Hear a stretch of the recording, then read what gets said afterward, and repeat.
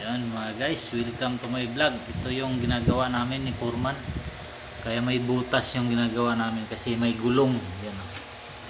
Yun, may gulong siya. Diretso na mga loads. Yan mga guys. Ayan ang ginagawa ni Foreman namin.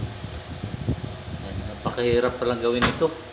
Akala ko napakadaling gawin ito mga guys. Hindi pala, basta-basta. Kung mahina ka lang na ano talaga, karpintero, talagang matagalan ka ng gusto. Pero kay Foreman saglit lang to. Ayan, oh.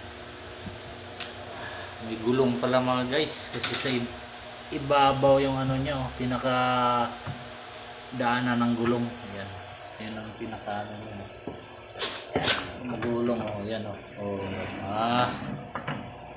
Ayan. Panoorin nyo na lang guys hanggang dulo. Ayan, para makakuha kayo ng experience. Ayan. Ito yung mga guys dito naman sa kabila. Ayan, napakaliit lang yan, oh. Yung gulong, ayan, oh. Swak.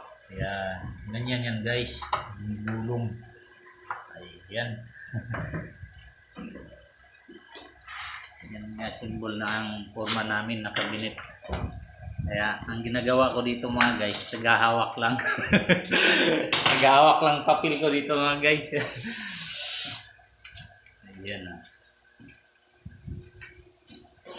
Pakishare live, pakishare ang ating ano, panoorin yung mga guys, i-share, comment, dan like sa aming channel.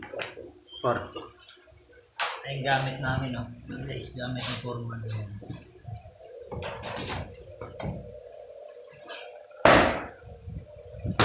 Nandito lang mga guys. Bye bye. God bless all. Ingat, ingat. Ayan. Bye bye ka mga Foreman. Oh, yan, Foreman namin.